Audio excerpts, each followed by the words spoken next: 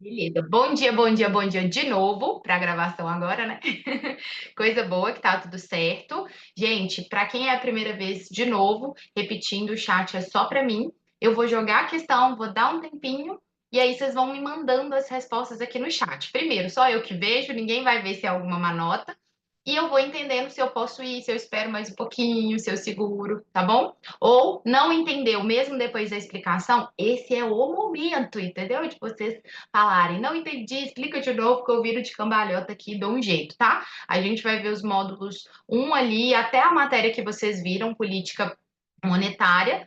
Então é isso, bora praticar, são questões quentíssimas que caíram na prova nos últimos dias. Então vamos aproveitar pra gente, que essa jornada não é fácil, é a primeira monitoria de muitas que farão, mas vai valer a pena. E meu nome é Natália. Está escrito no slide, mas para quem não me conhece, sou professora aqui na Senhor Banco já há mais de 2 anos e meio, tá bom? Então, fiquem à vontade para perguntar e mandem no chat para minhas respostas, viu? Que estão na tela.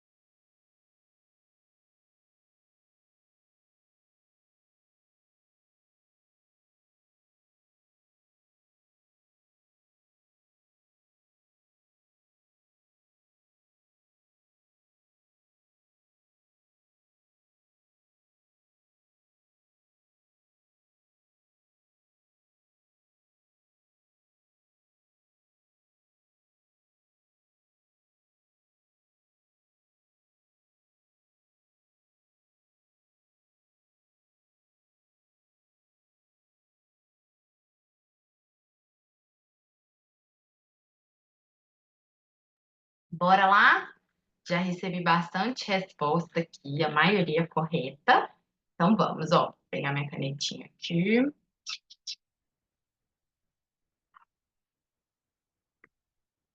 Ó, seguinte, são operações que devem ser avisadas ao COAF.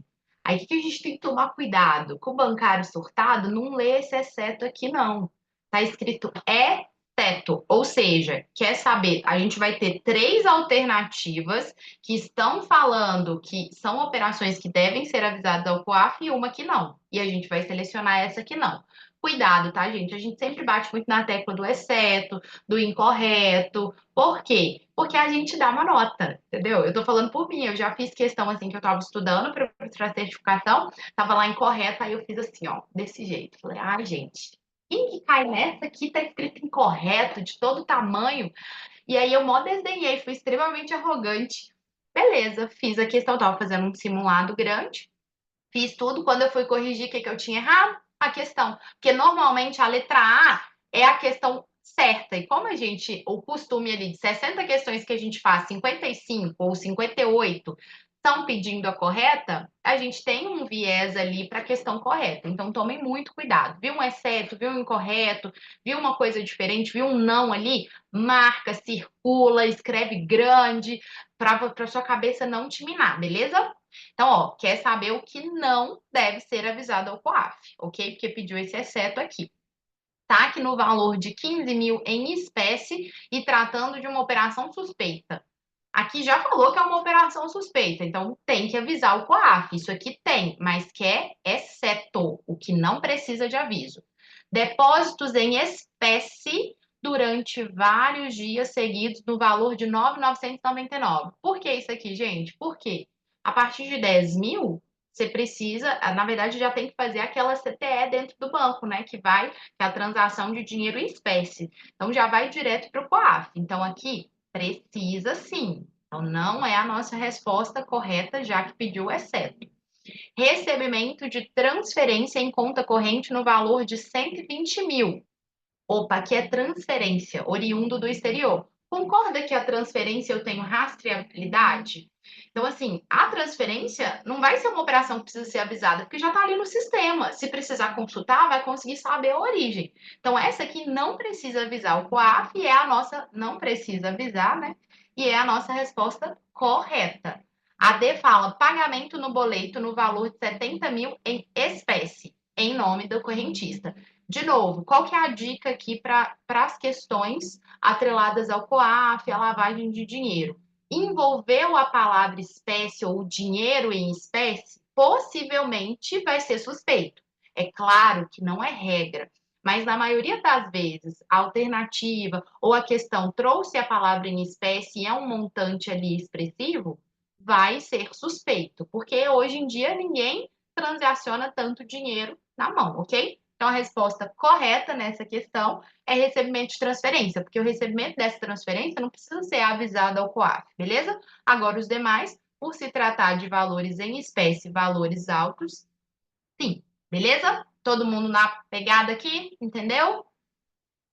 Então, bora para a próxima.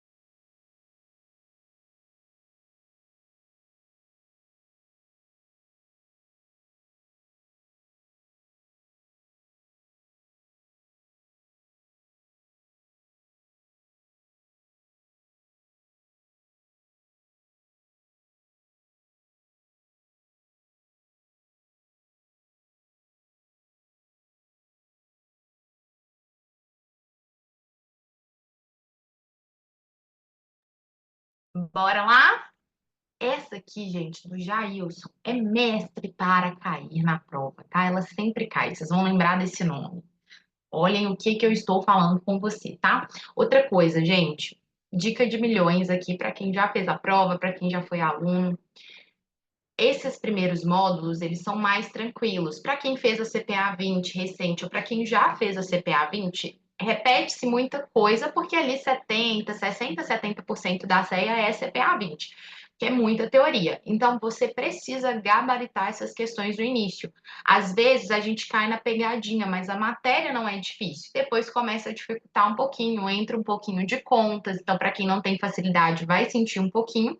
Mas, de novo, o cálculo não te faz perder essa prova, não, é a teoria. Então, essas questões do início são questões primordiais que você precisa gabaritar ao máximo. Como é que você vai gabaritar? Praticando. Vocês estão aqui comigo, a gente vai ficar por volta de 2 horas juntos praticando. Depois você emenda mais um pouquinho, mais 1 hora pelo menos. Amanhã pega também para estudar. Como é que você vai pegar para estudar? Revendo a aula? Não, porque quando você escuta uma pessoa falar, você tá ali, ó, o mosquito passou, você olha, a nossa mente vai em mil lugares. Você dá uma olhadinha ali no Instagram, então você precisa colocar sua mente para fazer. Ou você vai fazer um resumo, vai ler e fazer um resumo, que é você que está trabalhando, ou você vai fazer questões, que é o mais coerente, ok? Porque a matéria não é difícil. Aí a gente vai fazer questão e a gente fala, nunca vi isso na vida, não é? Então, a dica é praticar muito, que vai entrar na sua cabeça. Então, ó, Jailson encerrou suas operações no banco JKG há 6 anos. E a instituição financeira descartou as informações do cliente após esse prazo. O banco tem a obrigação de manter em seus registros as movimentações de Jailson por no mínimo quanto tempo? Outra dica, mapa mental. Vocês vão escutar o Davi e o Henrique falar o tempo todo sobre o mapa mental. O que é um mapa mental? Você vai fazer do jeito que você quiser, mas é você escrever o que você sabe da questão antes de ler as respostas. Porque quando a gente lê as respostas, a gente já não tem certeza de nada. Então, você sabe que quanto tempo que a instituição precisa guardar os dados do cliente. Antigamente eram 5 anos. Então, se você é muito das antigas, cuidado para não confundir. Porque já tem um bom tempo que são 10 anos. Então, qual que é meu mapa mental? Eu sei que são 10 anos. E são a contar ou do encerramento da operação ou do encerramento da conta, né, gente? Não vai ser da abertura da conta, por exemplo, porque imagina que a pessoa ficou 20 anos com a conta no banco lá, JKG. Então vai pegar só 10? Não, é a partir do encerramento da conta ou da operação ou do primeiro dia ali do ano seguinte ao encerramento dessa operação. Exemplo, encerrei julho de 2025. Ou é a partir de julho, vai contar esses 10 anos, ou a partir de janeiro de 2026, beleza? Mas faça um mapa mental. 10 anos. Mas tá tudo certo. O momento de cair no laço é agora, entendeu? Na prova que não pode. Então a gente já descarta aqui que não é 5. 10 anos, ó, a contar da data da abertura da conta? Aí não. Lembra do exemplo que eu dei. Imagina que você ficou 20 anos com a conta. Então o banco vai guardar só 10?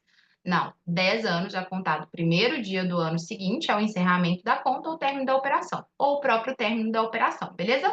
A resposta correta de Deus. Faz um cantinho aí, ó, com certas e erradas. Você vê quantas questões a gente vai ter, quantas você acertou, quantas você errou, porque vai ser um termômetro para você também. Beleza? Bora para a próxima.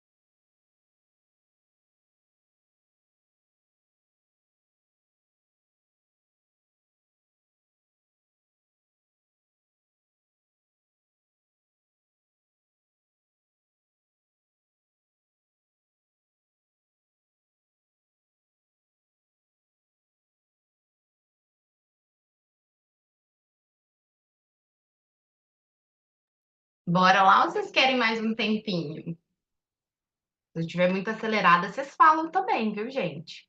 Eu vou falando e vou empolgando. Bora?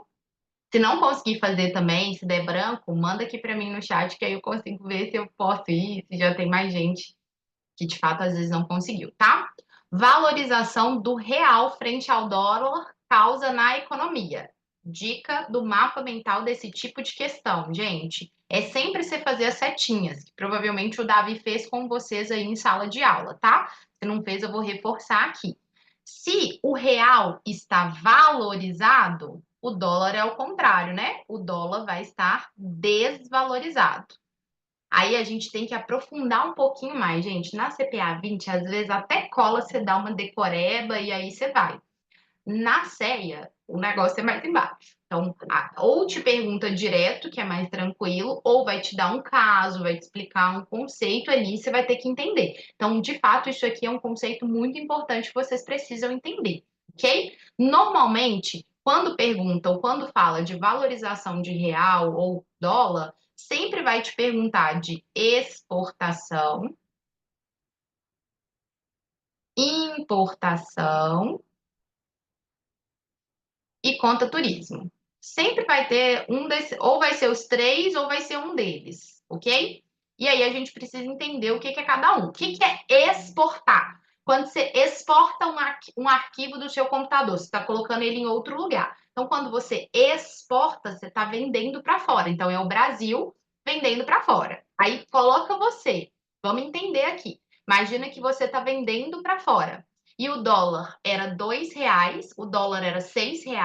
Vamos pôr dois aqui, R$ 2, e agora ele foi para 6. Respondem aqui para mim no chat. Você vai vender mais para fora ou você vai vender menos?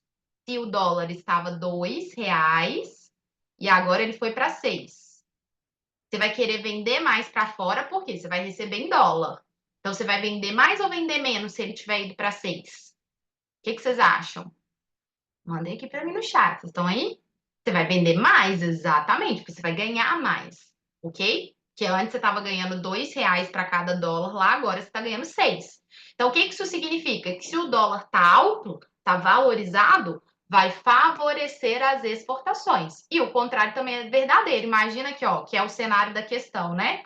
Qual que é o cenário da questão? Um dólar, exemplo, tá? Isso aqui é só exemplo para vocês conseguirem enxergar. Um dólar a 6, era 6 e agora tá 2. Nesse caso aqui, a gente vai vender menos.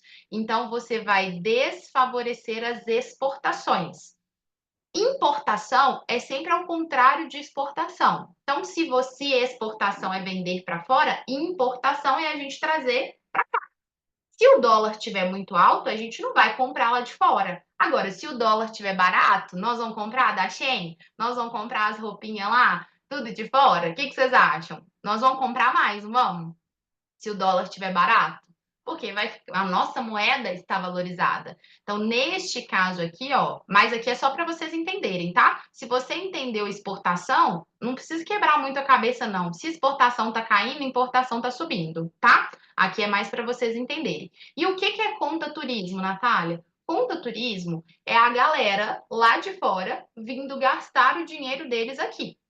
Pergunto a vocês: se a moeda deles, que é o dólar, lá dos Estados Unidos, está desvalorizado, está barato, eles vão vir para cá viajar? Respondem para mim. Se o dólar está barato, eles vão vir para cá viajar? Exatamente, eles não vão vir, porque a moeda deles está barata. É igual a gente ir para lá. A gente vai para lá no cenário de hoje? Não, porque a moeda deles está muito valorizada, que é o caso aqui da questão, só que trazendo para nós. Então, a conta turismo, nesse caso, como o dólar está desvalorizado, ela vai cair.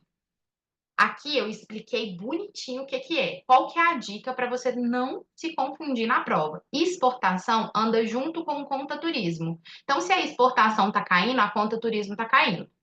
Se a exportação está caindo, a importação está subindo. Então, se você determina a exportação, essa aqui é a maravilhosa. Se você determinou ela, você consegue definir todas as outras. Não, conta turismo não é a gente ir para lá. Conta turismo é eles vindo para cá. Então é como se eles viessem para cá e gastam aqui em dólar. Então isso engorda a conta turismo, beleza? Então é por isso. Então a dica de milhões é entender, obviamente, cada um, mas se você sabe, repito, aqui a gente tem, ó, valorização do real. Então se o real tá alto, significa que o dólar tá baixo. Se o dólar está baixo, o que, que vai acontecer com as exportações? Eu não vou vender. Ah, tá. Conta turismo é eles vindo. Era só a conta turismo? Achei que você queria que eu repetisse tudo. Conta turismo é eles vindo para cá gastar o dinheiro deles. Então, se o dólar estiver desvalorizado, essa conta turismo não vai ser engordada. Então, ela vai cair. Entendeu? Agora, se o dólar está valorizado, essa conta turismo vai encher, porque as pessoas vão vir aqui porque está super valorizado. Igual uma galera do Brasil, na época que a moeda da Argentina estava muito desvalorizada, indo para a Argentina. Por quê? Porque o nosso dinheiro valia muito lá. Então estava engordando a conta turismo deles lá. No nosso caso aqui, a conta turismo só vai ser engordada se a galera estiver vindo para cá. Ou seja, se a moeda deles estiverem valorizada. Beleza? Mas você define na exportação, você consegue definir todo o resto, beleza? Então, você fez seu mapa mental aqui agora, não lê as respostas, sabe por quê? Você tem certeza disso aqui. Na hora que você leu a letra A, você fala, nó, será que é isso mesmo? Será que eu tô certa? Nossa, será que é isso? Então, assim, aí não vai para as respostas, tá? A gente, o bancário é surtado, né? Possivelmente a maioria que é bancário. Então, eu colocava a mãozinha assim na frente quando eu estava fazendo pelo computador, na folha, eu colocava na folha, eu colocava um trem em cima, porque o nosso olho vai direto, né, para as respostas.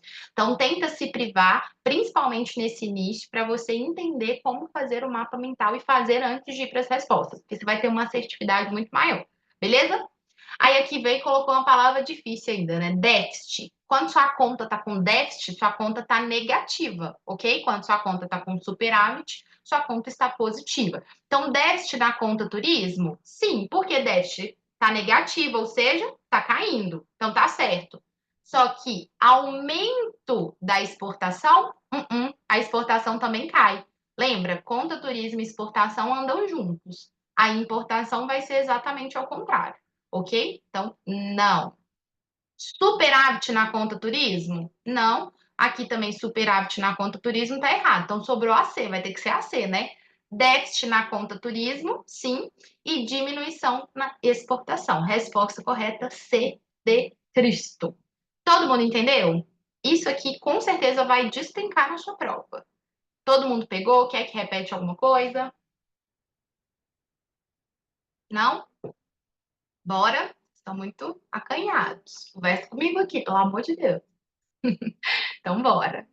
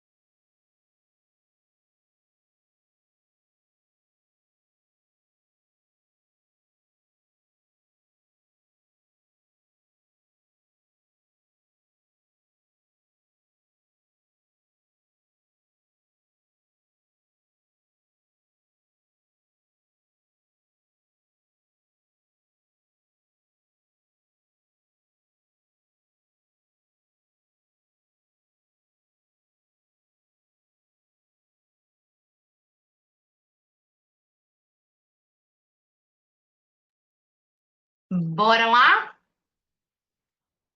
Vou pegar meu marca-texto aqui. Qual é o tipo de instrumento de política monetária que possui como característica determinado percentual que as instituições financeiras devem manter depositado na sua conta de reserva bancária junto a um Bacen? A gente tem quatro formas de política monetária, né, gente? A primeira ali vai ser a Selic, que vocês viram em aula. Por que que a gente movimenta a Selic? Ou por que que o Banco Central e o governo movimentam a Selic? A fim de reduzir a inflação. Sempre o objetivo é reduzir a inflação, é colocar a inflação ali dentro do que precisava ser, ok? Então a gente tem taxa Selic como política monetária, a gente tem o depósito compulsório. O que que é o depósito compulsório? Você colocou lá R$ 1.000 dentro do banco, existe uma parcela que vai direto para o Banco Central. Então, exemplo, eu sempre jogo valor, tá, gente? Porque eu consigo enxergar melhor. Imagina que o depósito compulsório é 10%, ok? Então, significa que dos 1.000 que você colocou lá na sua conta corrente, R$ 100 vai ficar lá no Banco Central, ou seja, o banco que você depositou da sua conta, ele não pode mexer nesses R$ 100. O banco vai ter só R$ 900 para ele poder trabalhar. Aí ele vai pegar o seu dinheiro e emprestar para outras pessoas, ok? Agora, imagina aqui se a gente aumenta o depósito compulsório. Exemplo, tá? Vai colocar o depósito compulsório em 20%. Então, você depositou os mesmos R$ 1.000, R$ 200 fica no Banco Central, ó, Banco Central, e 800 fica no banco para o banco trabalhar. Então, vocês viram que, por que que ele faz isso? Por que que o Banco Central tem isso como política monetária? Porque o intuito sempre vai ser ou tirar dinheiro da economia ou colocar dinheiro na economia. Nesse caso aqui, que aumentou o depósito compulsório, eu tenho menos dinheiro na economia. Então, significa que eu estou tendo uma política contracionista. Então, lembra, contracionista é uma política que tira dinheiro. E expansionista é uma política que coloca dinheiro. Então, sempre a sua análise vai ter que ser em cima disso, ok? E aqui quer saber qual que é a política monetária que fica determinado percentual do depósito, né, na conta com o Bacen. É exatamente o depósito compulsório. Então, a resposta correta aqui é a letra D. O que que é redesconto bancário e open market? Aqui são as quatro formas que a gente tem de política monetária. Redesconto ou taxa de redesconto bancário é os bancos, eles pegam empréstimo entre si, ok? E o próprio Banco Central também empresta dinheiro para os bancos. Então, fechou lá o dia, ele precisa de um dinheiro, o Banco Central empresta para ele. Só que o Banco Central não vai emprestar sem juros, né, gente? Primeiro que a gente está falando de bancos. Então, não vai emprestar, ele vai cobrar uma taxa de juros. Essa taxa de juros é conhecida como taxa de redesconto, ok? Então, é a taxa que o Banco Central cobra para emprestar dinheiro para os outros bancos. Se ele aumenta essa taxa, aí, de novo, sempre essas questões vão envolver política contracionista ou expansionista. Aí você vai ter que entender se tem mais ou menos dinheiro em circulação. Então, se ele aumenta a taxa de juros, tanto a taxa de redesconto quanto a Selic, os empréstimos ficam mais caros. Então, as pessoas deixam de pegar empréstimo, você vai ter menos dinheiro em circulação. Open Market. O que que é Open Market, gente? É compra e venda de títulos públicos federais, ok? Então, o Banco Central ele pode comprar título ou pode vender título público federal. E aí ele vai mexer com a economia. Se ele compra título, ó o processo. Se você compra alguma coisa, ó, comprei essa garrafinha, eu pego ela e coloco dinheiro. Então, pensa o Banco Central. O Banco Central comprou títulos públicos. Ele pega o título e coloca dinheiro. Então, é uma política expansionista. Ele está injetando dinheiro na economia. Agora, quando eu vendo algo, eu entrego aquilo e pego dinheiro. Então, quando o Banco Central vende títulos, ele está tirando dinheiro da economia, ok? Então, é sempre importante essas questões. Aqui perguntou direto, é mais tranquilo, o qual que é o conceito praticamente de depósito compulsório, mas é importante você entender o que cada uma faz e qual que é o tipo de política caso a questão te traga, porque a questão vai te trazer um case, vai te trazer um caso, ou que você que queira uma política expansionista ou uma política contracionista. Aí a primeira coisa que você vai ter que entender é, tá tirando ou tá colocando dinheiro da economia? É isso que você tem que pensar, beleza? Então, resposta correta, letra D de Deus. Bora para a próxima.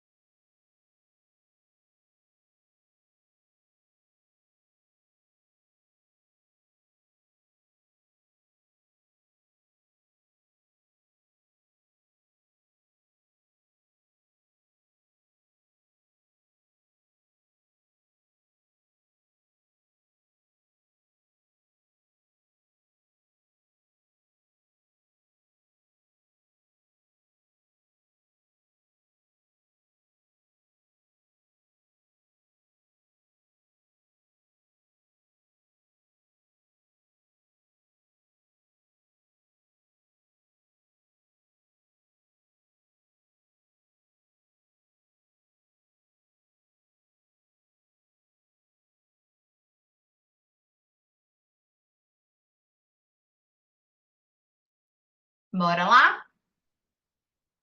Ó, o CSNU, Conselho de Segurança das Nações Unidas, solicita indisponibilidade de ativos de um cliente da instituição financeira X. Nesse caso, a instituição deverá mapa mental. Gente, isso aqui é tomar muito cuidado, porque essa questão sempre cai na prova, inclusive caiu na minha prova, e tem pegadinha. Gente, qual que é a primeira coisa que ele precisa, que a instituição financeira precisa fazer antes de comunicar qualquer coisa? Bloquear a conta do cliente. Por quê?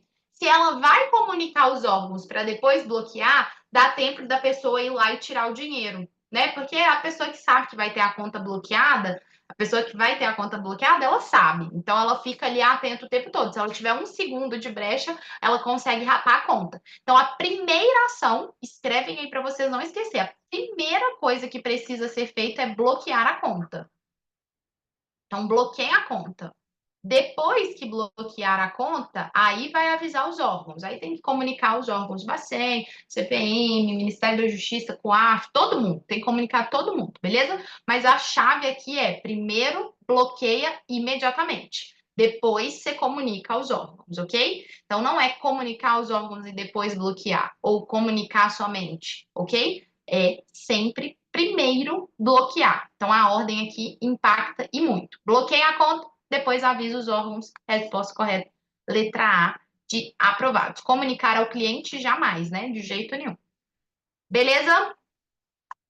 Bora para a próxima.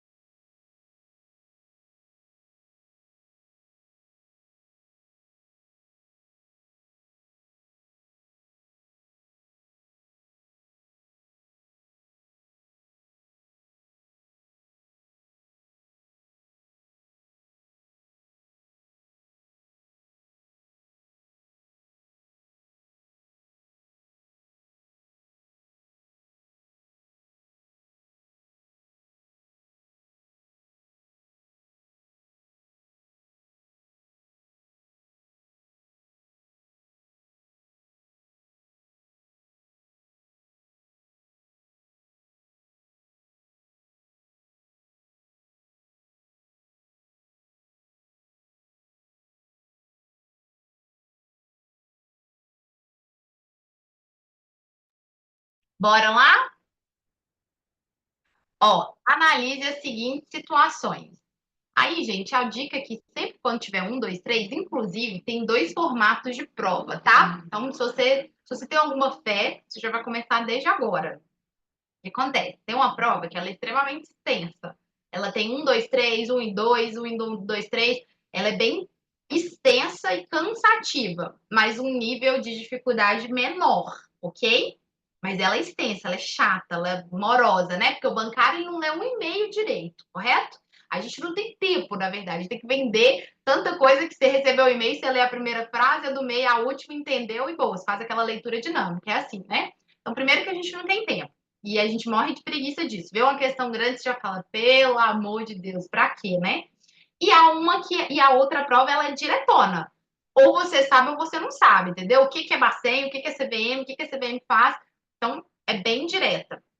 Aí você vai entender o que que você se sai melhor e já vai pedindo, entendeu? Já vai pedindo o mundo, o universo, a sua fé, alguma coisa aí para sua prova cair bastante questão igual e questões que você vai saber, beleza? Então, sempre que tiver um, dois, três, vai para a pergunta de baixo, primeiro para saber o que está te perguntando, porque às vezes não fala em cima, como essa questão, e também para saber se quer o correto ou o incorreto, ok? Senão você pode cair nessa pegadinha. Então, eu vou pular aqui e vou entender, ó, as operações são suspeitas de lavagem de dinheiro. Então, quer saber quais desses um, dois, três são suspeitas de lavagem de dinheiro? Então, vamos lá. Número um, uma pessoa, através de procuração, abre 4 contas correntes com CPFs diferentes. Até aqui, gente, não é uma suspeita de lavagem de dinheiro. Só que fala assim, ó, e deposita 8.000 em cada uma delas. Olha, se você pega 4 vezes 8, dá 32.000, né? Ele abriu 4 contas com CPFs diferentes e depositou o dinheiro, depositou 8.000, né? Em espécie, ele depositou é porque é em espécie. Isso aqui é suspeita. Eu posso falar que é lavagem de dinheiro? Não. Mas que é suspeita, eu posso, ok? Então a número 1 está correta.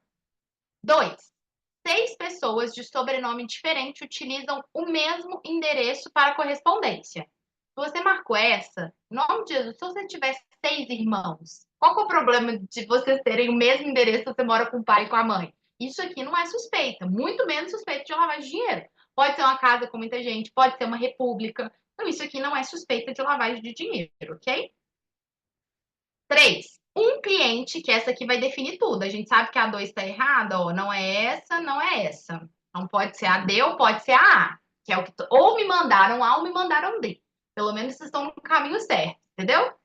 Um cliente se recusa a atualizar seus dados cadastrais e, em seguida, solicita o encerramento da conta. Vamos lá. Te pediu uma suspeita de lavagem de dinheiro. Essa alternativa é suspeita? Na opinião de vocês, é suspeita? Essa é a minha pergunta. É suspeita? É suspeita. Mas de lavagem de dinheiro, como é que eu vou falar que ele não quer atualizar os dados dele porque ele está lavando dinheiro? Eu não posso afirmar que é uma suspeita de lavagem de dinheiro. Então, olha a pegadinha dessa questão. É uma suspeita por quê? É estranho o cara não querer atualizar os dados e solicitar um encerramento. Mas, por exemplo, às vezes ele não quer falar que ele separou, que ele está divorciado, ou ele não quer informar um endereço novo ou um telefone novo para o banco ficar ligando, sei lá. Mas eu não posso afirmar que é uma suspeita de lavagem de dinheiro. Então, qual que é a minha dica, tá? De novo, que eu já trouxe lá na primeira questão. Normalmente, lavagem de dinheiro e a suspeita vai envolver alguma coisa em espécie. Não necessariamente, tá, gente? Vocês têm que ler a questão, mas isso já te ajuda no mapa mental. Não falou nada de dinheiro em espécie, eu não posso afirmar que é uma suspeita de lavagem de dinheiro, ok? Suspeita eu ia ficar com o pé atrás com essa pessoa, mas de lavagem de dinheiro não. Então, resposta correta, letra D de Deus. Beleza? Não tem problema cair nas pegadinhas aqui, cair no laço aqui, porque tá tudo certo. Você não pode cair na prova, entendeu? Tá tudo certo. Bora pra próxima.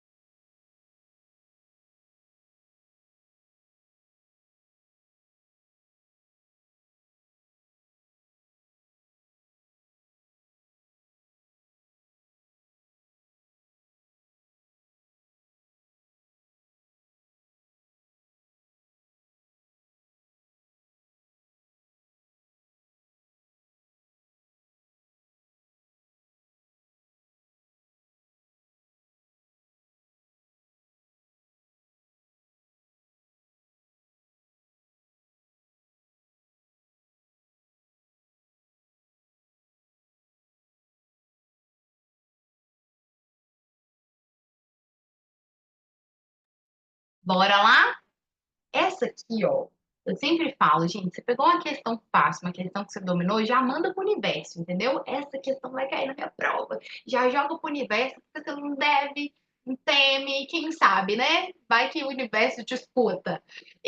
Na minha prova, caíram da série, caíram mais, eu falo 25 para não errar, mas 25 questões idênticas ao material. Como eu pratiquei muito, não é que eu decorei, né, gente? Mas você acaba memorizando muita coisa. Então, por isso que a gente bate muito na tecla de praticar desde o início. A nossa vida é uma loucura, então durante a semana a gente tem mal tempo para ficar ali na aula.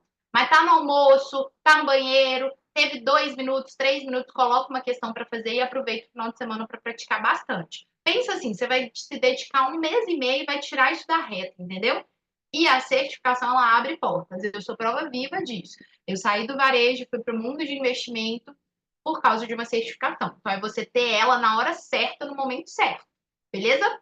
Considera-se um investidor profissional, a pessoa jurídica ou física, que ateste por escrito a condição de investimento acima de. A gente tem dois tipos de investidor: o investidor profissional e o investidor qualificado. O investidor qualificado tem que ter 1 milhão e atestar, ok? E o investidor profissional tem que ter 10 milhões e atestar. Então, isso aqui, se essa questão cair na sua prova, você vai acertar. Se você não acertou agora, tá tudo certo, mas na prova você vai acertar. Pensa assim, ó, um profissional, uma pessoa qualificada, ok? Então, ela tem que ter uma pessoa, tá? Só que concorda quando você fala assim, fulano é profissional, ele está acima, para você tentar gravar os números. Você sabe que é 1 e 10. Então, o qualificado, ele está abaixo do profissional. O profissional engloba tudo. Então, o qualificado tem que ter 1 milhão e o profissional tem que ter 10 milhões. Ambos precisam atestar. Lembrando que instituição financeira, seguradora, entidade de previdência aberta e fechada, previdência complementar aberta e fechada também são considerados investidores profissionais. E eu posso afirmar, pergunto a vocês, que todo investidor profissional é qualificado? Eu posso afirmar isso? Respondem aqui para mim. Que todo investidor profissional é qualificado? Sim, não, não sei. Sim, tá? Por quê? Concorda que se o profissional ele tem 10 milhões, quem tem 10 tem um, correto? Então eu posso afirmar que todo investidor profissional é investidor qualificado também. Só que eu posso afirmar o contrário, que todo qualificado é profissional? Não, porque o qualificado tem 1 milhão. Quem tem um não tem 10, mas quem tem 10 tem um, entende aqui? E por que eu estou trazendo isso aqui, gente? Porque a prova às vezes te traz assim, ó, é um investidor qualificado. Aí você sabe que o qualificado é 1 milhão e atesta. Só que aí não vai ter nenhuma dessas possibilidades na questão. E uma das alternativas vai ser assim, ó, instituição financeira. Você sabe, olha aqui a pegadinha, que uma instituição financeira é investidor profissional. E você sabe que todo profissional é qualificado. Então, essa vai ser a sua resposta correta. Beleza? Então, lembra disso. Investidor qualificado, 1 milhão. Investidor profissional, 10 milhões. Ambos precisam atestar. Beleza? Então, a resposta correta aqui é a letra D de Deus. Então, eu coloquei só D, né? Tá doido. Bora para a próxima.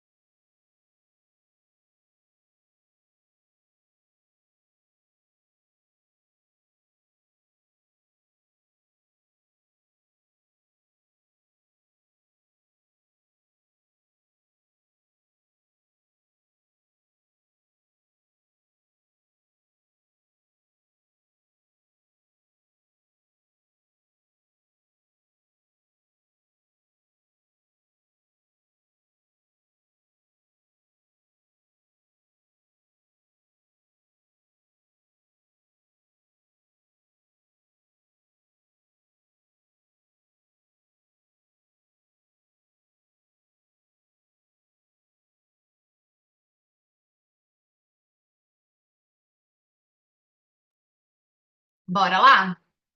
Ó, essa questão foi a primeira questão da minha prova, tá? Uma questão assim, tranquilaça, básica. Eu olhei assim para a questão e falei, Deus, não é possível, porque a gente fica muito nervoso, né? A gente fica tenso, a gente não sabe como é que vai ser, a gente quer ficar livre, porque a gente não aguenta mais dar, né? E eu falei, nossa, eu já agradeci, né? Primeira questão, eu falei, meu Deus. Ok, lembra que eu falei que a gente tem que tentar gabaritar no máximo nessas questões dos primeiros módulos, porque aí elas vão dar um espaço para a gente errar as mais difíceis, ok? Você tem que tomar muito cuidado, porque às vezes aqui é uma besteirinha, tá? Lembra lá do mapa mental do primeiro dia de aula? Deixa eu pegar a caneta aqui para eu conseguir escrever. A gente tem em cima o CMN, que é o cara que manda neles, o chefão, ok? Então é ele que vai determinar normas, diretrizes, ele que vai mandar, ele que vai fazer a regulamentação de tudo, ok? Diretrizes, então ele vai mandar em todo mundo. E aí você vai lembrar do seu chefe. Se tem algum chefe aqui, me perdoa, tá na sala. Mas chefe põe a mão na massa? Na maioria das vezes, não, né, gente? Chefe só faz o quê? Só manda, só delega. Ele não faz nada. Então, tudo que der trabalho, com certeza não vai ser o CMN. Esse tem que ser o seu mapa mental. Por quê? Você não vai decorar a questão de função que está lá na primeira página. Do CMN, do Bacen, da CVM. É impossível, gente. Por mais que você pratique, pratique, pratique, você não vai conseguir decorar aquilo tudo, porque tem muito mais matéria pela frente, tem matéria que vai cair com peso maior, então se for para dedicar uma decoreba, que seja para as outras coisas, ok? Então, se você pegar esse aqui, você vai conseguir responder todas as questões sem errar de CMN, CVM e Bacen, beleza? Então, o chefão, o CMN, ele manda em quem? No Bacen, no Banco Central e na CVM. E aí, esses aqui, camaradinhas aqui, ó, bonitinhos, eles são órgãos que colocam a mão na massa. Então, são órgãos que a gente chama de fiscalizadores. Fiscalizadores. Gente, minha letra é horrível, tá? Se alguém não entender, pode falar.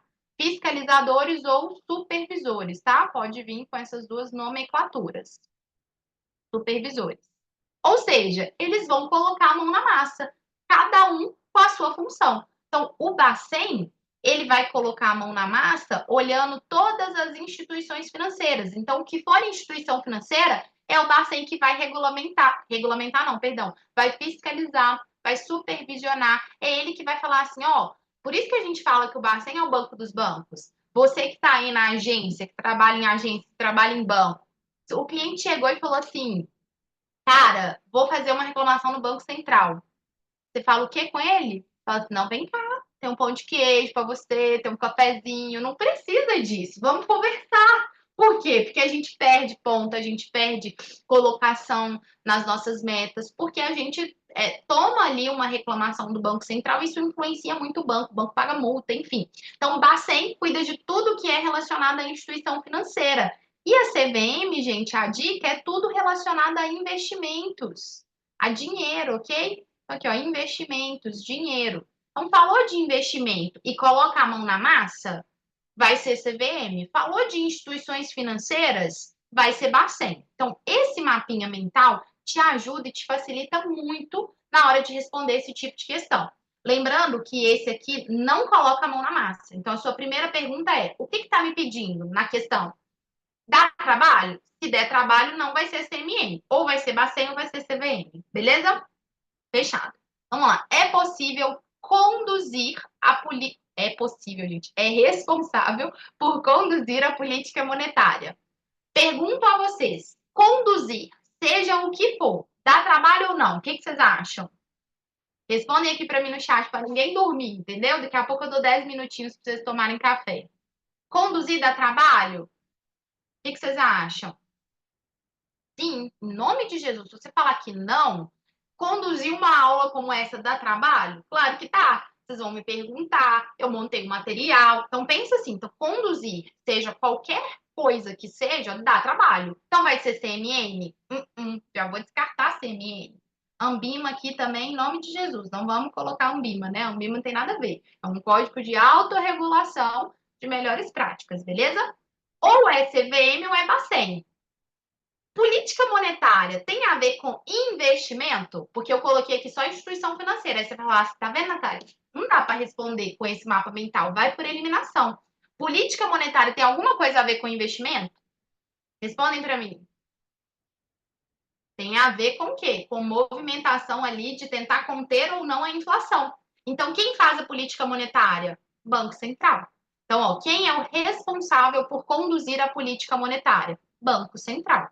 Não vai ser a CVM, ok? E não vai ser o CMN, porque ele é chefão, ele não coloca a mão na massa. Todo mundo comigo aqui na bola? Deu para entender? Pega esse mapa mental e leva para sua vida. Mesmo que te perguntou de CMN, faz o mapa mental completo. Porque, gente, uma hora você fica martelando ali na sua cabeça, o negócio entra. Não tem jeito, vai entrar. Martela na sua cabeça, fala para você. Meu pai, ele mandava, ele tomava tabuada de mim todos os dias, de mim e dos meus irmãos. Odiava, queria matar ele, mas todos os dias. Cada erro era tabuada de novo. Cada erro. Então, só que ele não perguntava a parte fácil da tabuada, né? Ele perguntava do 5, do 9, do 8, do 7, dos mais difíceis. Do 5 não, porque 5 é fácil, né? Ele perguntava dos mais difíceis. E aí, tipo assim, eu já teve dia de eu errar 20 vezes. Eu tinha que escrever a tabuada toda de novo 20 vezes. Gostava? Não. Mas chega uma hora que eu sabia aquilo ali de cor e salteado. E era o intuito dele. Então, assim, martelem na cabeça de vocês, por mais que você olhe a matéria e fale assim, tem muita gente que odeia derivativos, tem muito medo de derivativos, de fato, é chatinho mesmo. Mas pensa assim, se alguém consegue, se alguém entendeu isso aqui, eu não sou diferente dessa pessoa, eu vou entender, eu vou conseguir entender. Então façam isso, viu? Desde o início agora da jornada. Bora para a próxima.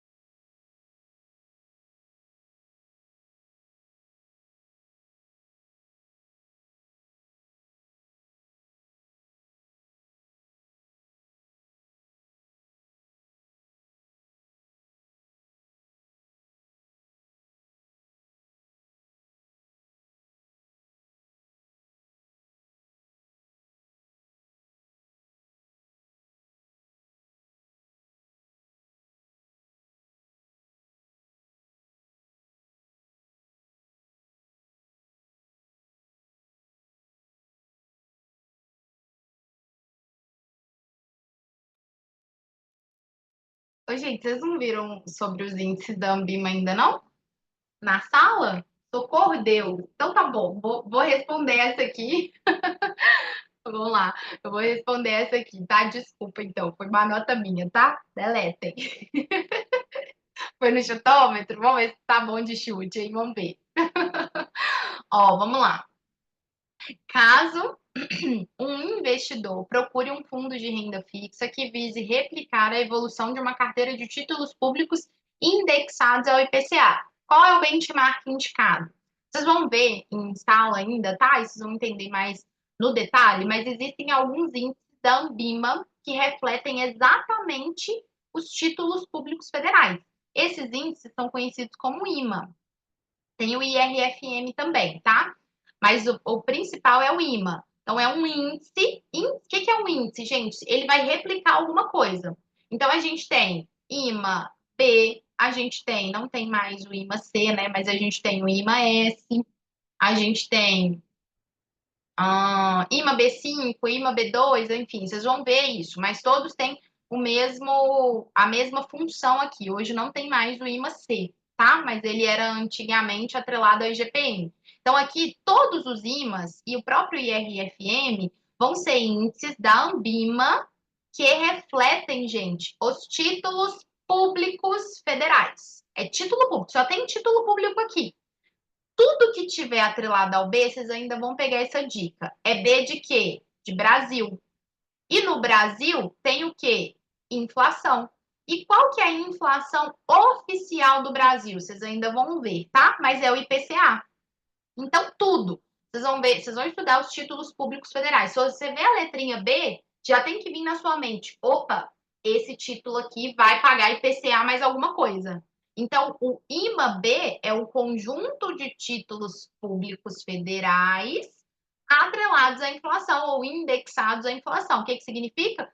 É um índice que vai pagar a inflação mais alguma coisa. Então, toda vez que você vê um Bzinho aqui em algum índice, em algum título, significa que ele está atrelado ao IPCA. Aí você vai lembrar isso. B de quê? B de Brasil. No Brasil tem inflação e a inflação oficial do Brasil é o IPCA. O S aqui vai ser S de Selic, então vai ser indexada a Selic. O IRFM, gente, é atrelado aos títulos públicos federais pré-fixados, ok? Então vai ter todos os títulos públicos federais pré-fixados. Beleza? O C, a gente tinha a diquinha aqui, ele é atrelado ao IGPM. IGPM é o índice de casa, né? De aluguel, de contratos de aluguel e tudo mais. Então, IGPM, C de casa. A gente lembrava assim, mas ele não existe mais, ok? A gente tem os outros. Então, nesse caso, como que é uma carteira que replique a carteira de título público atrelado ao IPCA, a resposta correta, A de aprovar. Beleza? Mas aqui a gente está antecipando, vocês ainda vão ver isso em sala de aula, beleza? Bora para a próxima.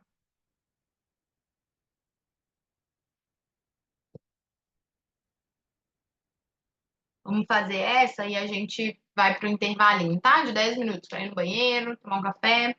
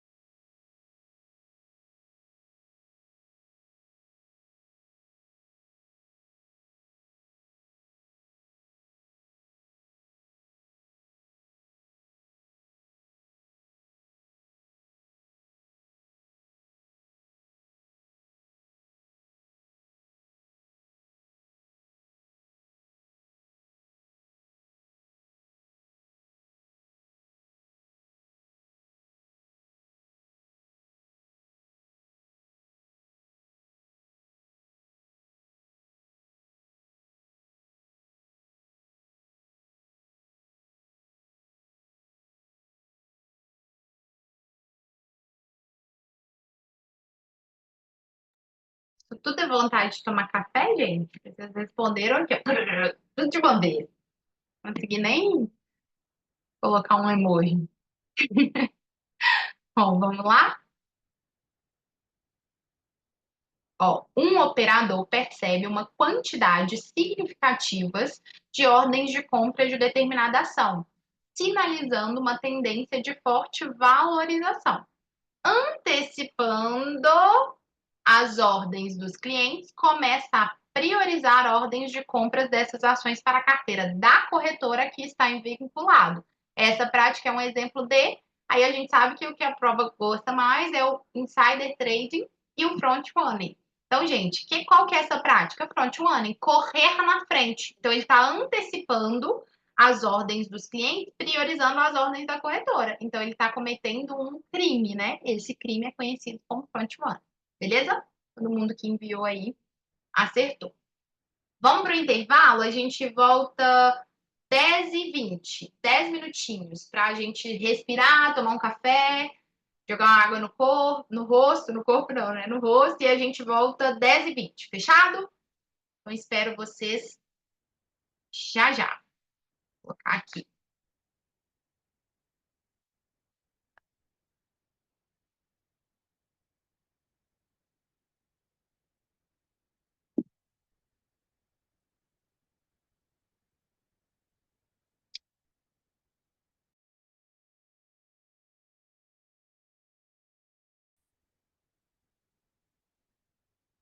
Ó, questão na tela, viu?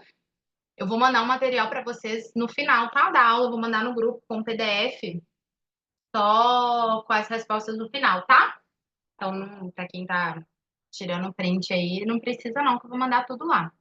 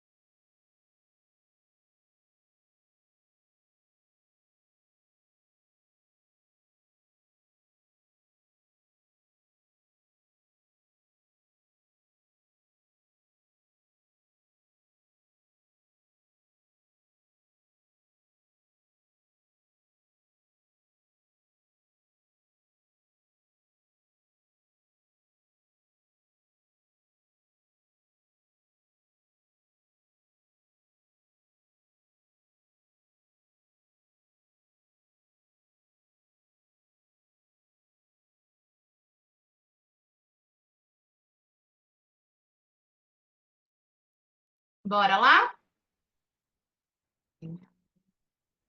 Marca texto. Considere as seguintes afirmativas abaixo. De novo, lembre que quando tem 1, 2, 3, vai para saber se quer saber o correto ou incorreto, qual tema quer saber, ok? No caso aqui está correto que se afirma apenas em. Aí a gente volta para as alternativas para poder ler, ok? Então, as pessoas naturais ou jurídicas que possuem investimentos financeiros em valor superior a 10 milhões e que adicionalmente atestem por escrito sua condição são considerados investidores profissionais. Lindo! Investidor profissional é o que tem 10 milhões e atesta por escrito. Então, tá correta. A gente já eliminaria aqui a C, por exemplo, ok? As pessoas físicas e jurídicas, 2, né? Que possuem investimentos superiores a 1 milhão e que atestem por escrito a sua condição, são considerados investidores qualificados. Certíssimo. Profissional, 10 milhões e atesta. Qualificado, 1 milhão e atesta. Então, 1 e 2 está correto. Já eliminaria aqui a B e a D. A B e a C, né? Que a gente eliminou. Então, a gente está entre A e D. Aí a gente vai saber qual das duas é a alternativa correta. 3. Os agentes autônomos de investimento, administradores de carteira, analistas e consultores de valores imobiliários autorizados pela CVM em relação aos seus recursos próprios são investidores qualificados. Essa questão está correta. Então, você vai adicionar no seu mapa mental. Eu falei na última questão lá que a gente trouxe sobre isso, que o investidor, uma instituição financeira, uma seguradora, uma entidade de previdência aberta ou fechada, também é considerado um profissional. Além disso, os profissionais certificados também, autorizados pela CVM, exemplo, eu já tenho a certificação CEA. Então, eu sou autorizada pela CVM a trabalhar, a indicar investimentos. Significa que, em relação aos meus recursos, eu posso atestar lá e me qualificar como investidora profissional. Minto, qualificada, ok? Então, tá corretíssimo. Beleza? Então, na 3 também está correta, anexa aí no seu mapa mental. Todos os agentes que são autorizados pela CVM, ou seja, que possuam determinada certificação, também são considerados investidores qualificados. Então, resposta correta, 1, 2, 3, D de Deus. Bora para a próxima.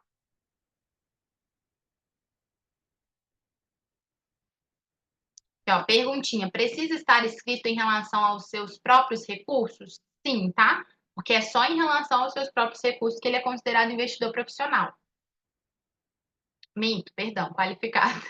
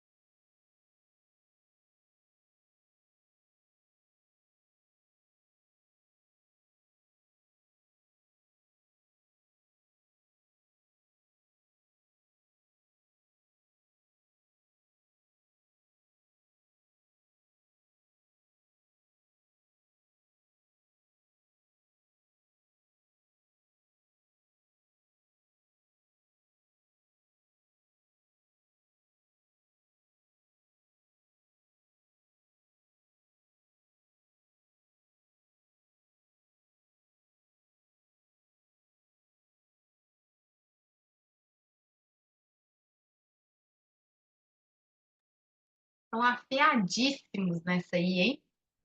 Ó, em 2021 foi sancionada a Lei de Autonomia e Independência do Banco Central. Porém, no ano de 2021, a inflação foi de 10,58 e a meta de inflação, limite superior, era de 5%. Cuidado com essa questão, tá?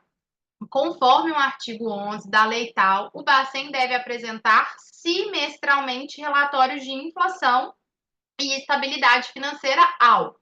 Existem dois tipos de relatório. Um que é semestral, que é esse que está perguntando para a gente, E aí o Banco Central tem que enviar ele a cada 6 meses ao Senado Federal. Vocês gabaritaram aí. Só que tem um outro que é, por que que tem que tomar cuidado com essa questão? Existe um que precisa ser enviado, né, ao final do ano, caso o Banco Central não atinja a meta de inflação. E a questão começou falando desse caso. Olha, ela começou falando que a inflação foi 10,58 e a meta era 5.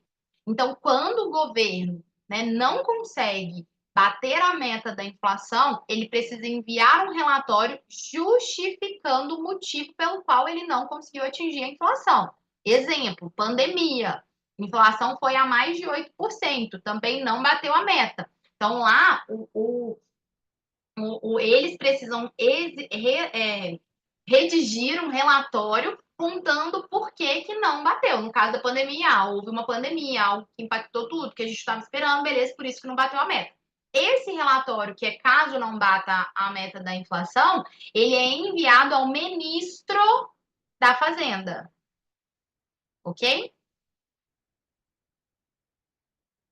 Então, só cuidado com isso. Esse aqui é caso não bata a meta da inflação. Esse aqui é enviado semestralmente ao Senado Federal. Ponto final. Resposta correta, letra C, de Cristo. Bora para a próxima.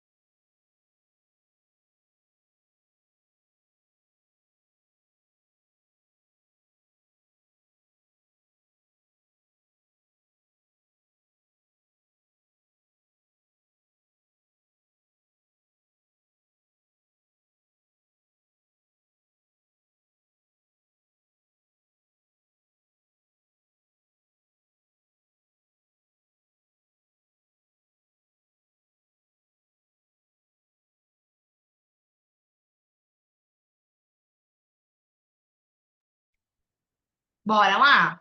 Ó, essa aqui eu trouxe principalmente pela mudança, tá? E a Ambima já está cobrando a regra nova para um cliente private, tá? Desde o ano passado.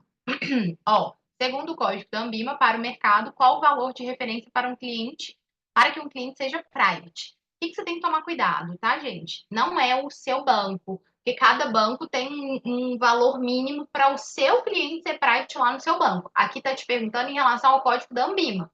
Então, um cliente private para a Ambima hoje é um cliente que tem acima de 5 milhões em investimentos, ok? Investimentos para a Ambima. Então, só cuidado para não confundir com o seu banco. Por exemplo, tem banco que é acima de 10 milhões, aí às vezes você marca 10 milhões porque seu banco é assim. Então, cuidado. Antigamente era 3. Então, a Ambima pode tentar lá na prova te confundir com isso. Agora são 5 milhões, ok? Então, para a Ambima, um cliente private é um cliente que tem 5 milhões em investimentos, ok? Não é 10, conforme alguns bancos, não é 3, que era a regra antigamente, agora são 5. Beleza? Bora para a próxima.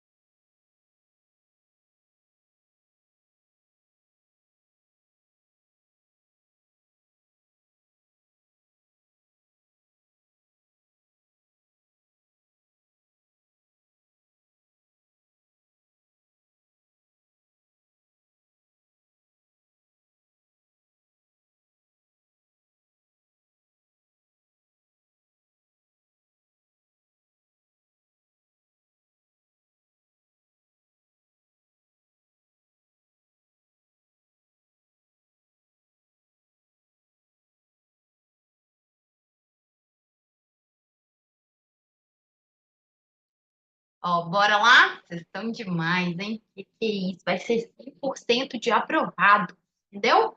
E pensa pra você ver, sabadão, 10h30 da manhã, você tá aqui assistindo uma aula, vai valer a pena. Foca nisso, entendeu?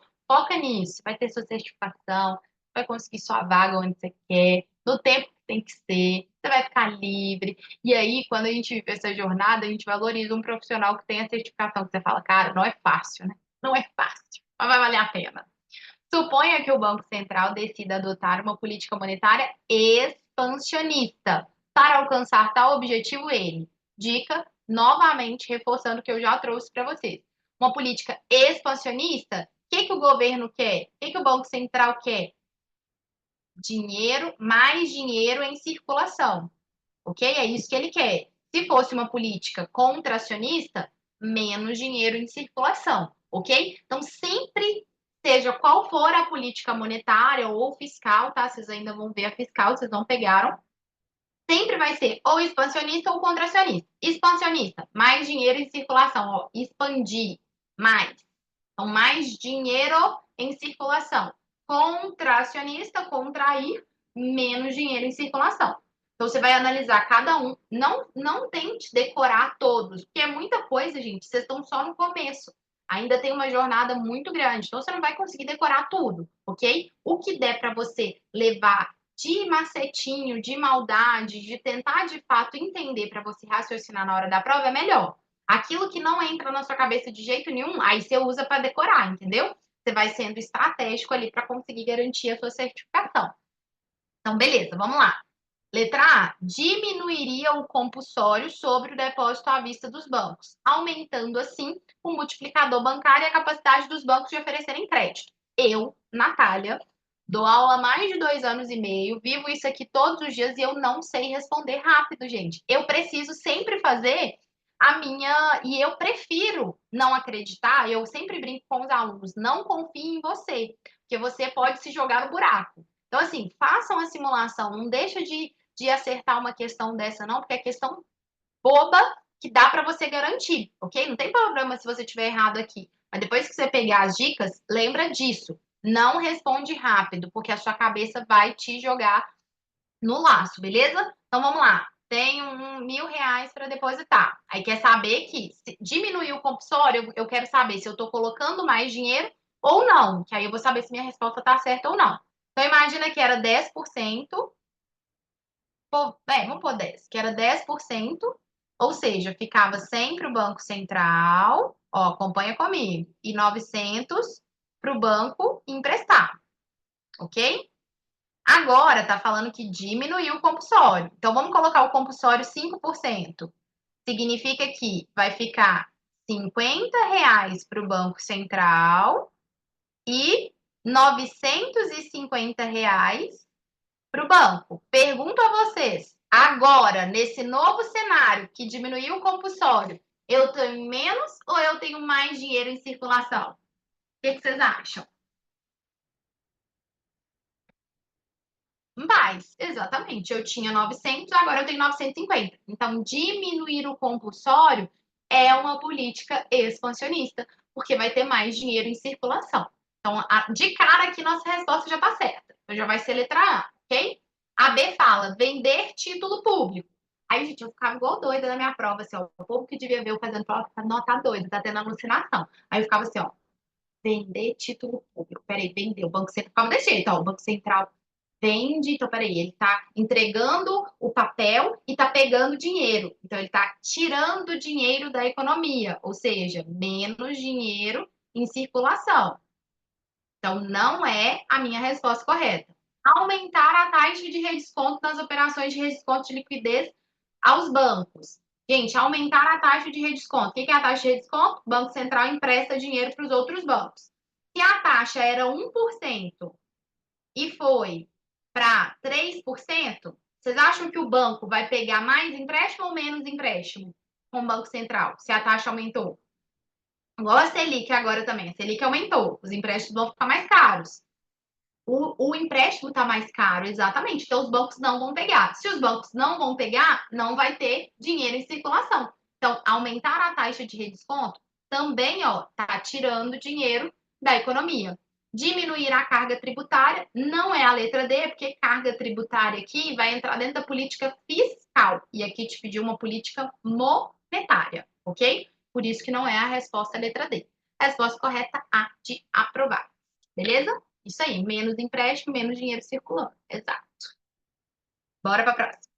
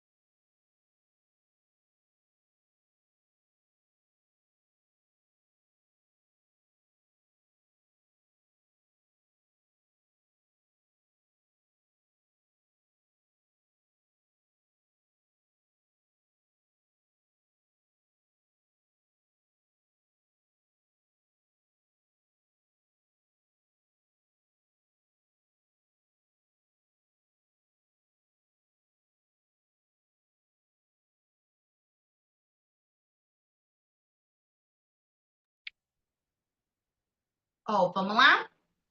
Uma mamadeira, ó, mamadeira. Ai, Deus, socorro, Jesus.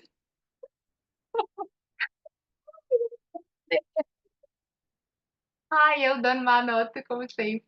Uma madeireira comprou um insumo para sua produção no valor de R$ 500, transformou esse insumo e vendeu por 1.800. Da ótica do valor, ó essa palavrinha, agregado, quanto essa madeireira acrescentou no PIB do país? Ó, a gente quer saber o quanto ela agregou no PIB do país. Então, pensa, ela tem aqui, ó, ela vendeu tudo que ela produziu ali por 1.800.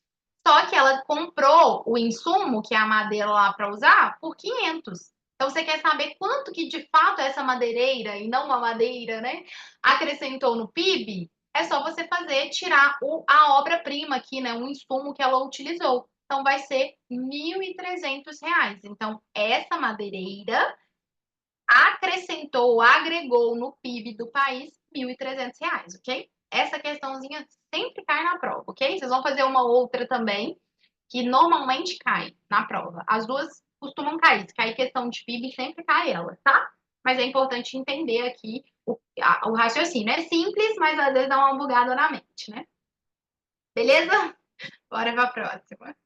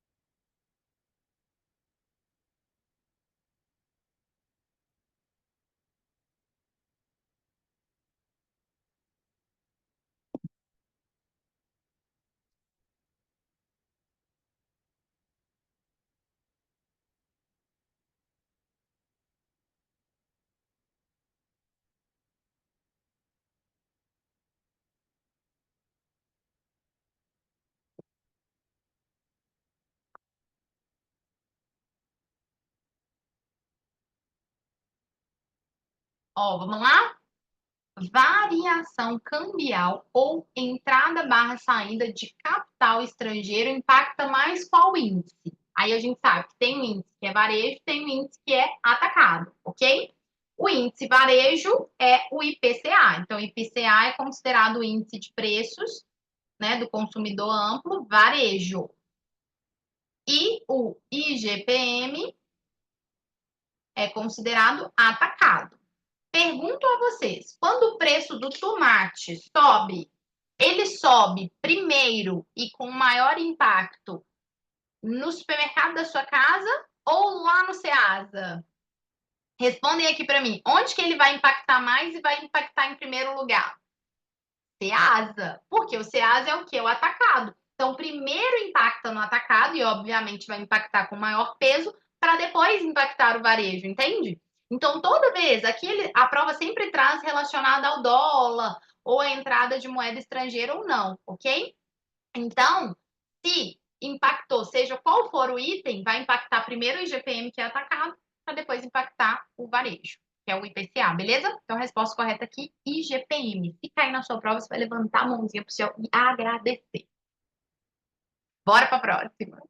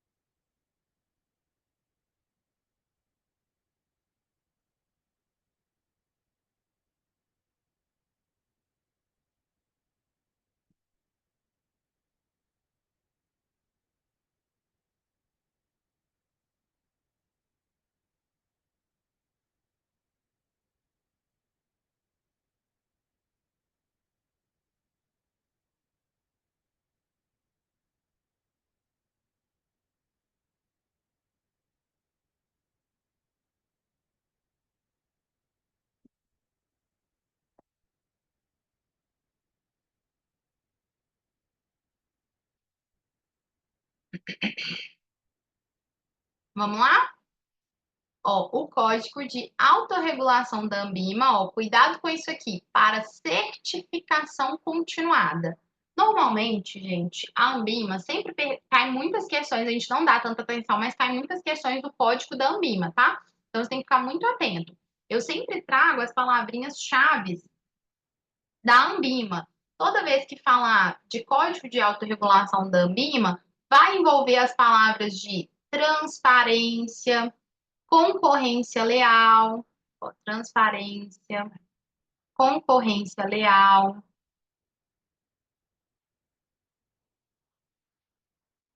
padronização, padronização e a relação fiduciária, que é a relação de confiança e lealdade. Fiduciária, que é a relação de confiança e lealdade. Então, a gente tem alguns códigos, a gente estuda 4 códigos, vocês vão ver à medida que vão. Nossa, Deus, como isso aqui, né? Confiança e lealdade. Beleza. Então, aqui, ó. Essas 4 palavrinhas aqui são chaves para responder as questões do código da Anbim. Que é uma partezinha mais teórica, então é chatinho. Então, se você fizer um mapa mental com essas palavrinhas do código da Anbima, você vai conseguir responder. O que você tem que tomar cuidado? A gente tem o código da Anbima de administração de recursos de terceiros, vocês vão reportar isso lá no módulo de fundos. A gente tem o código da certificação continuada, o código da oferta pública, enfim, são 4 códigos que a gente estuda. Só que certificação continuada, essa parte do código de autorregulação, além disso aqui, o primordial que ele quer um profissional qualificado em atendimento. Então, você tem que só tomar cuidado, que aqui te perguntou especificamente do de certificação continuada. E as respostas que tem aqui são respostas que podem tentar te confundir. Não que não seja papel da Ambima fazer os demais. Só que para a certificação continuada, qual que é o intuito dela? Por que vocês estão aqui? Para ela ganhar dinheiro. Tô brincando. Mas é quase isso, né? Mas é para vocês terem um conhecimento maior e melhor e poder informar o seu cliente ali no banco que você trabalha de uma maneira mais eficaz, de uma maneira mais de fato profissional. Então, ele quer ter profissionais mais capacitados, mais qualificados, que entendam e que possam trazer ali uma coerência para o cliente, ok? Então, esse é o principal objetivo do código da Ambima da parte de certificação continuada. Então, vamos lá, letra A elevação dos padrões fiduciários e a promoção das melhores práticas do mercado. Isso aqui está certo para a parte ali de administração de recursos de terceiros, não para a parte de certificação continuada, entende? Então, cuidado. Promover a concorrência leal entre os bancos e os profissionais? Ok, isso aqui também pode até estar certo, mas não para o código de certificação continuada, porque qual que é o objetivo dele? Ter profissionais capacitados, ok?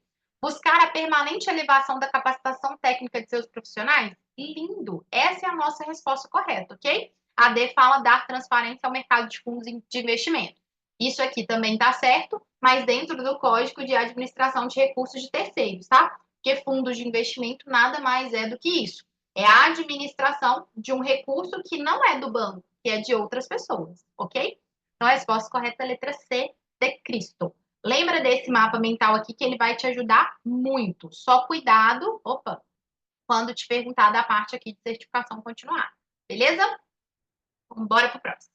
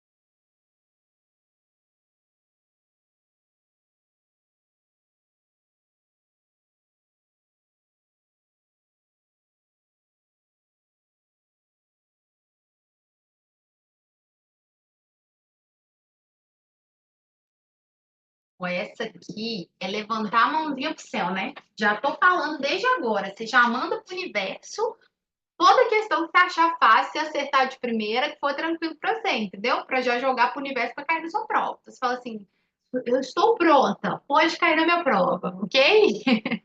Ó, sobre o insider trading, assinale a alternativa correta. Você vai fazer seu mapa mental. Professora, mas eu sei o que que é. Não quero saber. Você vai escrever. Para não ter erro e não ter chance de você errar a questão ou de você não gravar na hora da prova, dar um branco. Então, faça um mapa mental sempre que possível. É claro que a gente sabe que tem questão que não dá para fazer mapa mental. Porque você vai ter que ir para as respostas para saber o que está te perguntando, por exemplo. Mas a maioria dá. Então dá para você fazer o seu mapa mental, viu? A gente sabe que o crime de insider é o quê? É quando a gente tem uma insider de quê? De informação. Ó a dica aqui que não tem como você errar. Informação interna. Só para você não errar de jeito nenhum, entendeu? Ó, de quê? De informação interna. Então é quando o participante tem uma informação privilegiada privilegiada e ele usa isso a favor dele, ok? Cuidado, que só o fato de você ter a informação privilegiada não significa que você está cometendo crime. Você só vai cometer o crime se você utilizar daquela informação interna ou informação privilegiada que ainda não foi para oferir ganhos, ok? Ou para você ou para terceiros, beleza? Exemplo, eu trabalho com investimento. Tem determinados investimentos principalmente ali em renda variável, em bolsa de valores, que eu não posso investir. Eu preciso de autorização para eu investir. Porque eu posso saber de alguma informação privilegiada por estar nessa área dentro de um banco grande, entende? Por quê? Porque senão caracteriza um crime. Imagina que eu sei que o Bradesco vai juntar com outro banco, exemplo, e aí não foi divulgado ainda, eu vou lá e compro um tanto de ação. Então, isso vai ser caracterizado um crime de insider, porque eu já sei de algo que ninguém sabe, entende? Então, vamos lá. Letra A é quem divulga uma informação que havia sido publicada anteriormente? Tem nada a ver, né? É quem possui uma informação não pública e utiliza para obter ganhos para si ou para terceiros. Corretíssimo e a nossa resposta correta. É aquele que prioriza uma ordem de um cliente em detrimento de outra enviada anteriormente? Não, aqui seria front, né? É aquele que detém uma informação que ainda não foi divulgada? O fato dele só deter não caracteriza crime. Só vai caracterizar se ele usar para ganhos ou para ele ou para terceiros. Beleza? Então, a resposta correta, B de bola. Bora para a próxima. Estão arrasando, hein?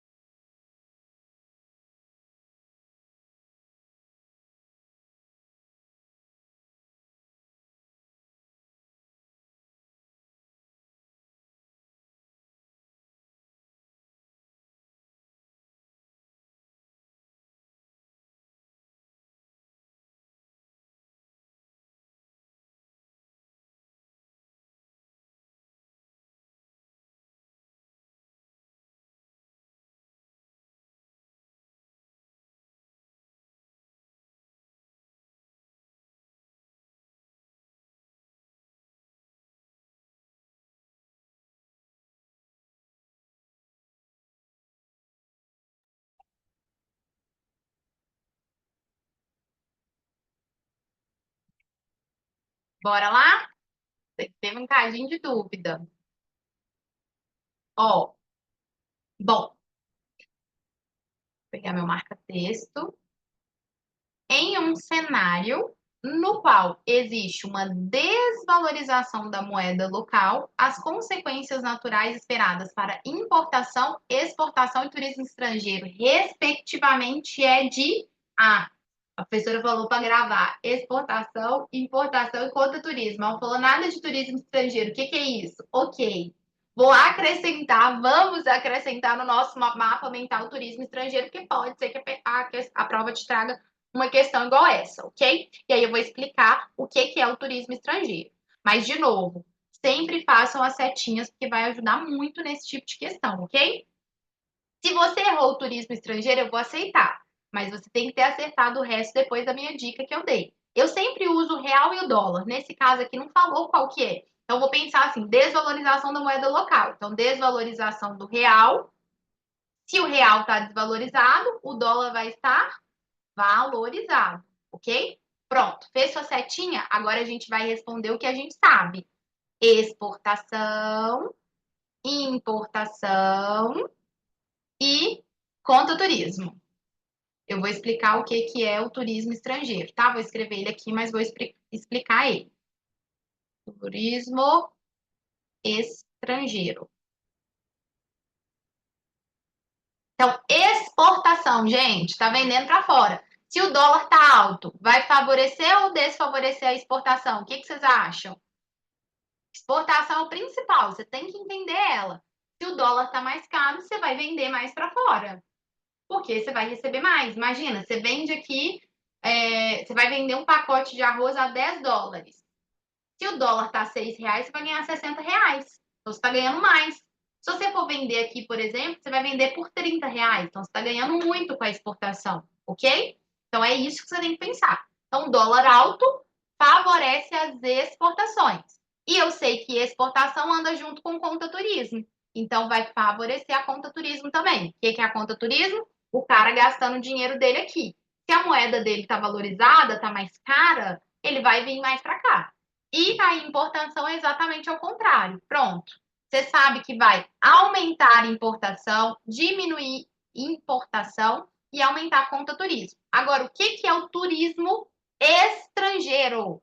Turismo estrangeiro somos nós gastando lá fora. Então, é brasileiro gastando nos Estados Unidos, tá? Gastando fora, opa, fora do país. O que você tem que tomar cuidado? Como que eu gravei isso aqui, tá? Porque isso aqui dá uma confundida na cabeça. Se fosse, ó, turismo do, presta atenção nesse do, estrangeiro, aí ok, seu estrangeiro gastando aqui. Mas é turismo estrangeiro, sem o do. O do seria o cara gastando aqui, turismo do estrangeiro. Só que turismo estrangeiro é a gente gastando lá, ok? Então, pergunto a vocês: se o dólar tá caro, você vai viajar mais ou menos lá para os Estados Unidos?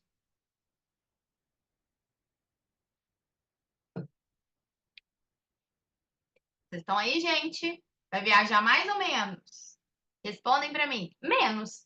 Então, o turismo estrangeiro vai ser desfavorecido. Ponto de referência somos nós. Exato. Então, se fosse turismo do estrangeiro, seriam eles vindo para cá. Como é turismo estrangeiro, é a gente indo gastar lá, ok? Então, pronto. Lembra dessa diquinha do do? Se não tem o do, vai ser a gente gastando lá. Se tem o do, vai ser eles gastando aqui. Beleza? Então, ó, primeiro quer saber importação. Eu sei que a importação vai diminuir. Depois quer saber exportação. Eu sei que a exportação vai aumentar. Depois quer saber o turismo estrangeiro. Eu sei que ele vai diminuir. Então, resposta correta será redução, aumento e redução. B de bola. Beleza? Deu para entender aí? Fechado com 10? Isso aqui é a questão que vai cair na sua prova, você vai gabaritar ela. Então, bora para a próxima.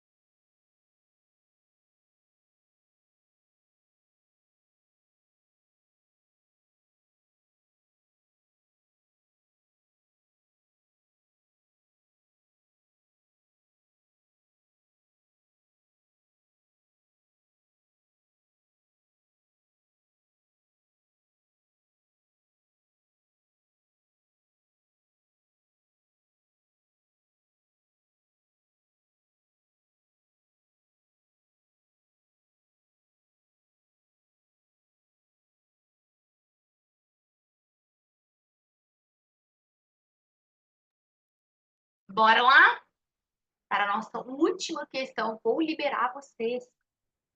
Mas estudem mais um pouquinho, hein? Ó, são indexadores. Sobre os indexadores, eu tô com problema de leitura, né, hoje. Deu para perceber, né? Madeireira, mamadeira. Acho que eu tô aprendendo a ler ainda. Sobre os indexadores, analise as afirmativas abaixo. 1, 2, 3, lembra de ir para saber se é o correto ou o incorreto. Está correto o que se afirma apenas em. Vamos lá. TR é uma taxa muito utilizada nas operações efetuadas pelo BNDES?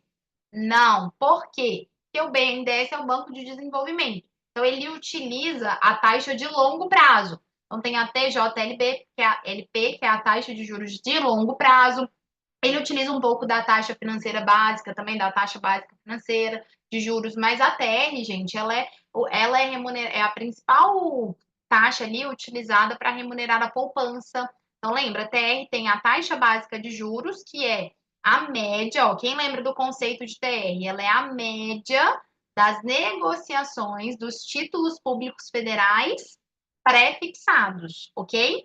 Que a gente tem a Selic over, na verdade, né? Tem a Selic meta, que é a Selic normal, e a Selic over, que é a média dos títulos públicos federais no geral, ok? É isso. Agora, lastreadas, na verdade, a média das taxas interbancárias lastreadas em títulos públicos federais. Isso é a Selic over. A TR é a média. Vou repetir, ó. O que é a TR? É a média, vou escrever aqui, ó. Média das taxas interbancárias. Vou abreviar aqui. Interbancárias lastreadas em títulos públicos federais pré-fixados. Aí coloca aí entre parênteses LTN, ok? Por quê? Porque esse é exatamente o conceito da TR e ela vai ser a principal taxa ali utilizada para a remuneração da poupança, ok? Então, não, ela não é uma taxa muito utilizada pelo BNDES, ok?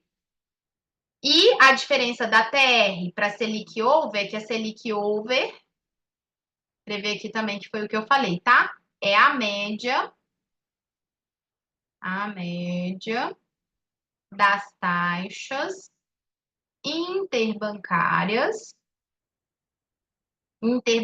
que é entre os bancos, ok?